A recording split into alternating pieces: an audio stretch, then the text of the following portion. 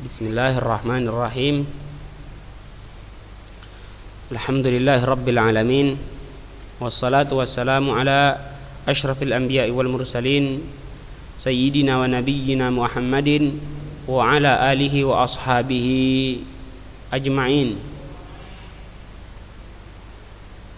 Salawatu rabbihi wa salamuhu alaihi wa ala alihi wa ashabihi wa man tabi'ahum bi ihsanin ila yaumiddin wa ba'd. Tayyib. Alhamdulillah, segala puji dan syukur kita berikan untuk Allah Subhanahu wa taala yang telah memberikan begitu banyak nikmat, berikan kita begitu banyak kasih sayangnya yang tak terhingga banyaknya. Semoga rasa syukur yang kita ucapkan bukan hanya sekedar di lisan. Kita berharap kepada Allah Subhanahu wa taala agar Allah mudahkan kita untuk menunaikan rasa syukur tersebut di hati dan juga di anggota tubuh kita dalam berbentuk amalan yang kita lakukan kepada Allah, untuk Allah Subhanahu wa taala, dalam rangka bersyukur atas nikmat-nikmat darinya yang begitu banyak. Salawat dan salam semoga tercurahkan untuk baginda Rasulullah sallallahu alaihi wasallam dan juga untuk keluarganya, para sahabatnya dan orang-orang yang mengikuti mereka dengan ihsan sampai hari kiamat kelak. Naam.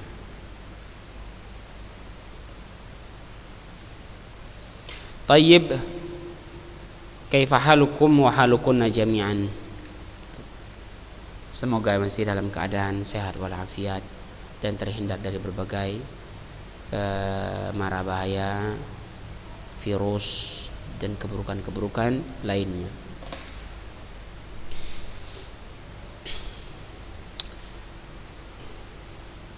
Kita kembali kepada pembahasan kita, yaitu pembahasan usul fikih.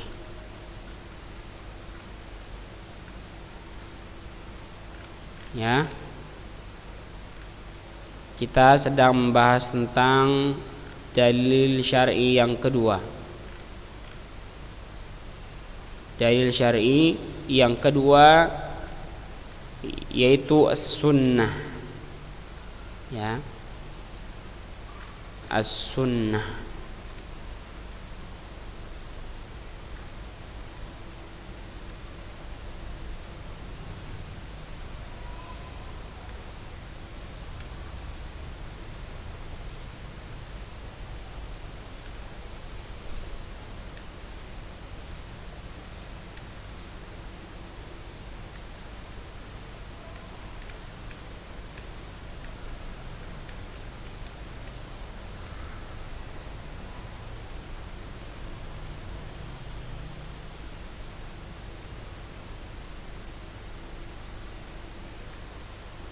Sekarang yang kita bahas adalah, kalau sebelumnya kita membahas dalil-dalil bahwa sunnah tersebut merupakan hujjah, itu sudah kita bahas di atas.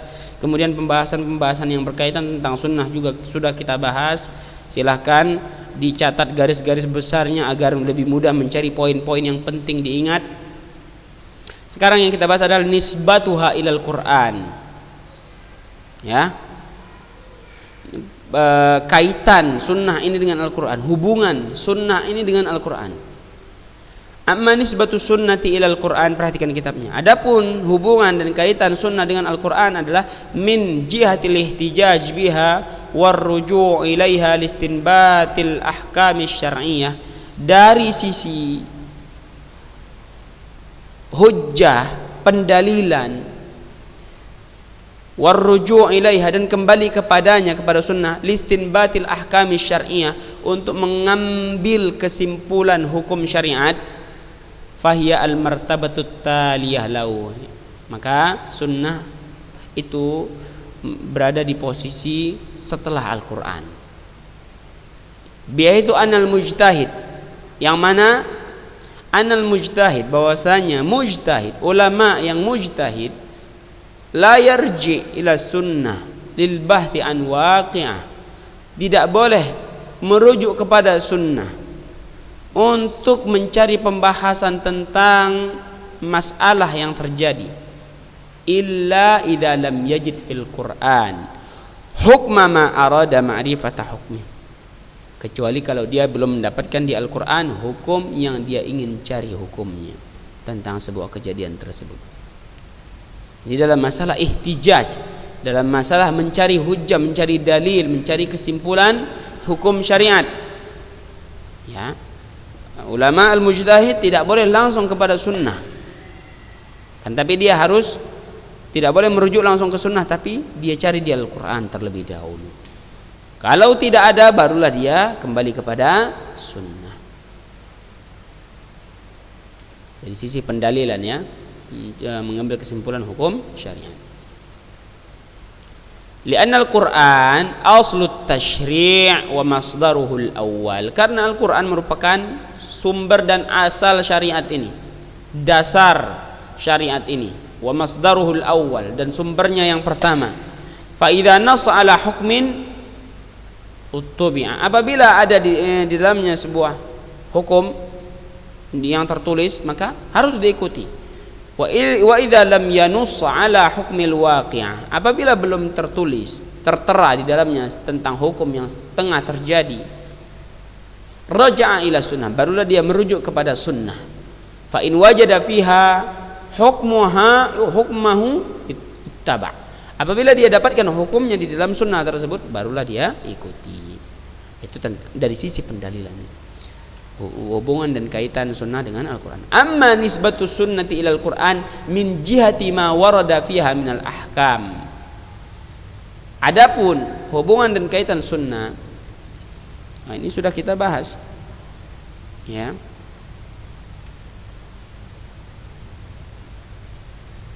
Ini sudah kita bahas.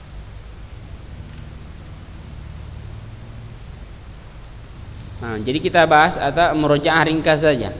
Adapun hubungan dan kaitan antara sunnah dengan Al-Quran dari sisi ma warada fiha minal ahkam fa inna la ta'du wahidan min thalatha, dari sisi apa yang terdapat di dalam sunnah dari hukum-hukumnya, jika dihubungkan dengan Al-Quran, fa innaha la ta'du wahidan min thalatha, maka dia tidak keluar dari salah satu dari tiga ini, ya. Hukum yang ada di dalamnya jika dikaitkan dengan Al-Quran, maka imma an takuna sunnah muqarrirah muakkid wa muakkidah hukman ja'a fil Quran, sunnah itu datang menguatkan dan meyakinkan hukum yang ada di dalam Al-Quran, itu yang pertama.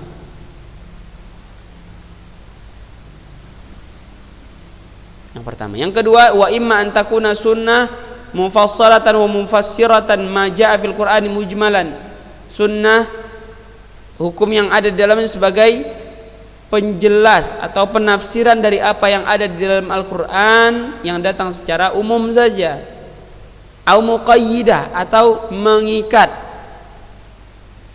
hukum yang ada di dalam Al-Quran datang dalam bentuk mutlak dia, lalu diikat dengan sunnah, atau dikhususkan dengan sunnah Nabi SAW apabila hukumnya umum di dalam Al-Quran, dia khususkan dengan sunnah.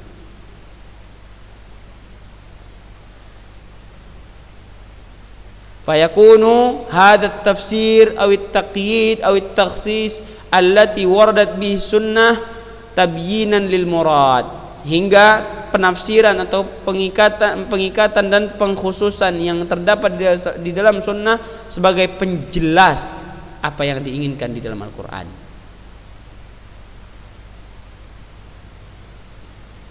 Minalladzi jaa fil Qur'an, dari apa yang datang di Al-Qur'an. Ya anna Allah subhanahu manaha rasulahu haqqat tabyin li nususil Qur'an, karena Nabi Allah Subhanahu wa taala memberikan hak untuk menjelaskan nas-nas yang ada di Al-Qur'an.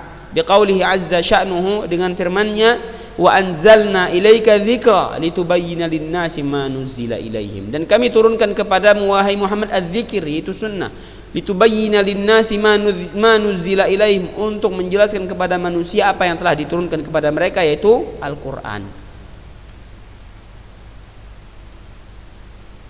Wa min hadzas sunan, dan di antara sunnah-sunnah ini allati fassalat iqamatas shalah wa ita'az zakah wa hajjal bait. Di antaranya itu yang merincikan tentang bagaimana mendirikan salat, pergerakannya. Ya, ada ruku, ada sujud, ada tahiyat, ada dan lain-lainnya. Wa ita'az zakah, dan dengan menunaikan zakat bagaimana, berapa takarannya, berapa apa syarat-syaratnya dan lain-lainnya. Dijelaskan dalam sunnah Nabi sallallahu alaihi wasallam. Wa hajjal bait, ya, dan juga haji. Siapa yang merincikannya? Nabi sallallahu alaihi wasallam. Lianna al-Qur'an amara bi iqamati shalah wa ita'i zakah wa hajjil bait wa lam yufassil adad raka'ati shalah wa la maqadir az-zakah wa la manasik al-hajj. Karena Al-Qur'an datang memerintahkan untuk mendirikan salat, menunaikan zakat dan haji ke Baitullah, tapi belum merincikan berapa jumlah rakaat salatnya, berapa ketentuan-ketentuan zakatnya, bagaimana manasik hajinya, tidak dijelaskan dalam Al-Qur'an, hanya perintah untuk menunaikannya saja. Wasunanul amaliyah wal qauliyah hiya allati bayyinat hadzal ijmal, dan sunnah-sunnah amalan dan perkataan Nabi sallallahu alaihi wasallam lah yang menjelaskan keumuman ini, keumuman perintah mendirikan salat, menunaikan zakat dan berhaji. Wa kadzalika ahallallahu al-bai'a wa harrama riba, demikian pula Allah halalkan jual beli dan Allah haramkan riba. Wa sunnah hiyallati bayyinat sahihal bai' wa fasidahu wa anwa'ar riba, dan sunnah Nabi lah yang menjelaskan jual beli yang sah, jual beli yang salah dan rusak, dan juga menjelaskan jenis-jenis riba yang diharamkan oleh Allah Subhanahu wa taala. Demikian pula wallahu harramal maitah, Allah haramkan bangkai. Wa sunnah hiyallati bayyanatil murad minha ma ada maitatal bahri, dan sunnah Nabilah yang menjelaskan apa yang dimaksudkan dari bangkai tersebut, yaitu selain maitatal bahri, bangkai lautan. Ya, bangkai lautan halal. Wa ghairu dzalika minas sunanil lati bayyanatil murad min mujmalil Qur'an wa mutlaqatin wa ammatin wa tu'tabar mukammilatan lahu wa mulhiqatan bihi, dan yang selainnya dari sunnah-sunnah Nabi yang menjelaskan apa yang diinginkan dari mujmalul Quran, apa yang umum di dalam Al-Quran, ataupun apa yang mutlak atau apa yang masih umum, dan sunnah dianggap mukammilah lahu, sebagai penyempurna bagi Al-Quran, ya, bagi penyempurna penjelasan dari apa yang ada di Al-Quran. Itu yang kedua. Kalau yang pertama sebagai penguat, kalau yang kedua sebagai penjelas. Yang ketiga, wa imma an takuna sunnatun muthbitatan wa munsyiatan hukman sakata anhul Quran, atau sunnah datang dengan menghadirkan hukum, membawa hukum yang belum disebutkan di dalam Al-Quran, ya, belum disebutkan di dalam Al-Quran. Fayakunu hadzal hukmu tsabitan bis sunnah, sehingga hukum tersebut tetapnya munculnya dari sunnah Nabi sallallahu alaihi wasallam, wala yadullu alaihi nassun fil Quran, dan tidak ada sedikit pun nas dari Al-Quran. Wa min hadza tahrimul jam'i bainal mar'ati wa ammatiha aw khalatiha. Di antara contohnya haramnya menggabungkan antara wanita dengan bibinya, baik dari ayah atau dari ibu. Enggak boleh digabungkan antara wanita, istri kita seorang wanita, digabungkan dengan bibinya, atau baik dari bapak atau ibu, bibi dari bapak atau ibu. Maksudnya apa? Dipoligami, tapi wanita yang kedua itu bibinya. Ini enggak boleh digabungkan. Wa tahrimu kulli dhinabin minas siba' wa mikhlabin minat tuyur, dan pengharaman setiap yang bertaring dari hewan buas dan setiap yang memiliki cakar dari burung. Ya. Wa tahrimu lubsil harir, haramnya memakai sutra. Wa takhattum bidzahab 'ala rijal, dan juga mengenakan cincin dari emas bagi laki-laki. Haram mengenakan sutra dan memakai cincin dari emas bagi laki-laki. Wa ma jaa fil hadits yuhramu minar radha'i ma yuhramu minan nasab, diharamkan dari sesusuan apa yang diharamkan dari nasab. Ini dalam masalah ar-radha'ah, saudara sesusuan, siapa-siapa saja yang diharamkan bagi mereka. Wa ghairu dzalika, dan selain itu minal ahkamil lati syuri'at bis sunnah wahdaha wa masdaraha ilhamullah li rasulihi au ijtihadur rasul nafsihi.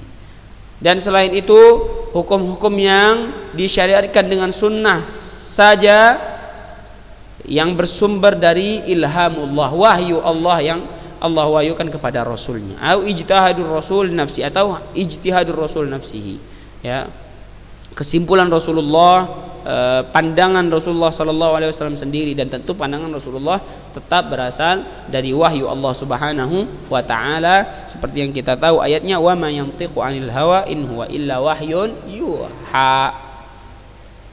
Rasul tidak pernah berbicara dari hawa nafsunya, melainkan itu adalah wahyu yang diwahyukan.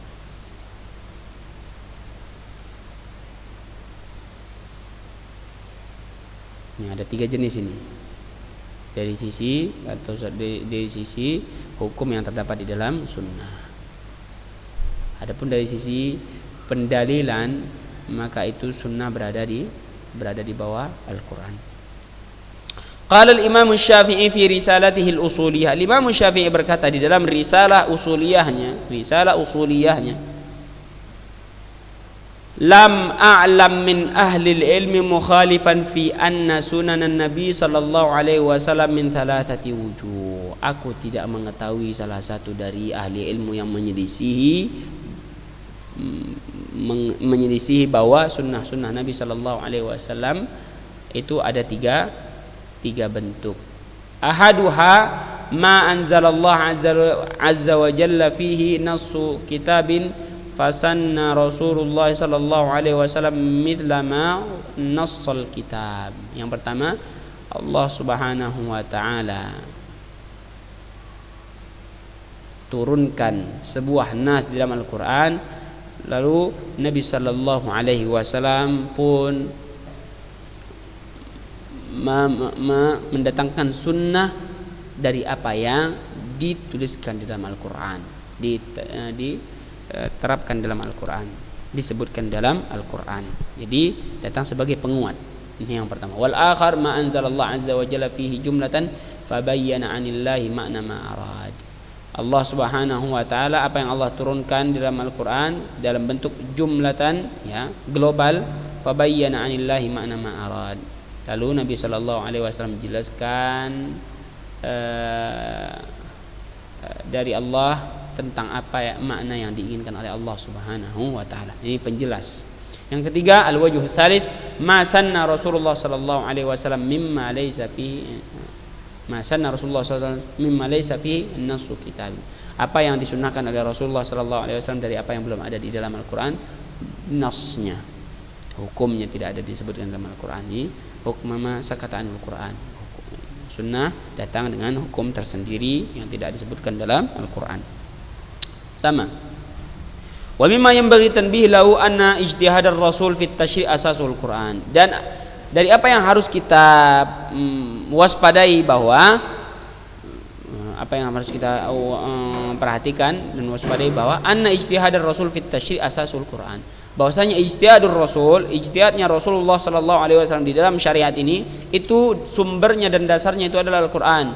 Wa ma bathahu fi nafsihi min ruhi at-tashri' wa mabadi'ihi. Dan apa yang muncul dari diri Rasulullah sallallahu alaihi wasallam min ruhi at-tashri' wa dari ruh pensyariatan dan dasar-dasarnya. Fa huwa yastanidu fi tashri'il ahkam ila al-qiyas. Bahwa Nabi sallallahu alaihi wasallam bersandar dalam pensyariatannya dari hukum-hukum itu kepada al-qiyas, ala ma jaa fil Quran, qiyas dari apa yang datang dalam Al-Quran, au ila tatbiqil mabadi'il ammah li tashri'il Quran famarja'u ahkami sunnah ila ahkamil Quran,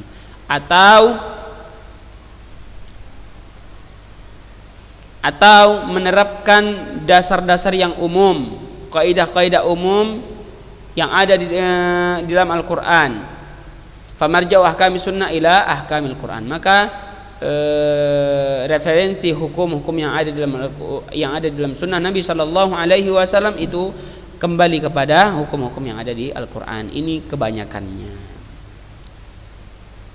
Wa khulasatu ma qaddamna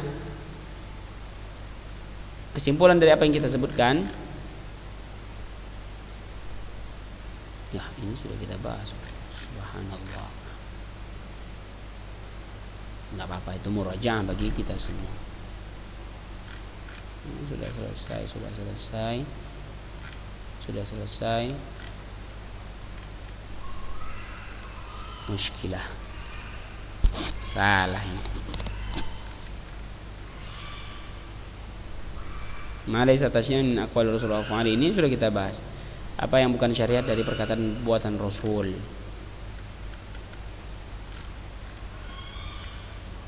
Ini sudah kita bahas.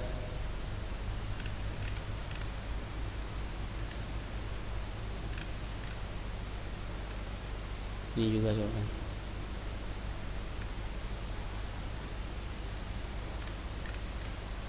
Ya, harusnya kita masuk ke dalilul tsalis.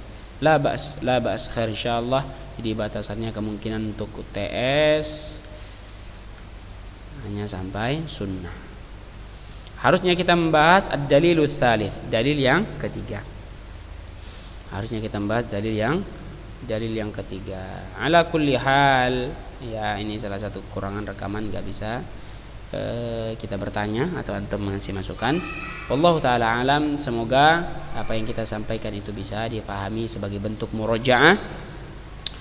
Namun sebenarnya pelajaran kita yaitu ketika ad-dalilul tsani al-ijma'. Harusnya ini yang kita bahas, dalil syariat yang ketiga itu al-ijma'. Insyaallah setelah UTS mungkin atau sebelumnya kalau masih ada waktu kita jelaskan tentang dalilul tsalis.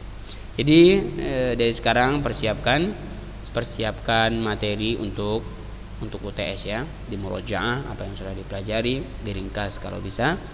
Semoga bermanfaat bagi kita semua murojaah tadi yang kita sampaikan.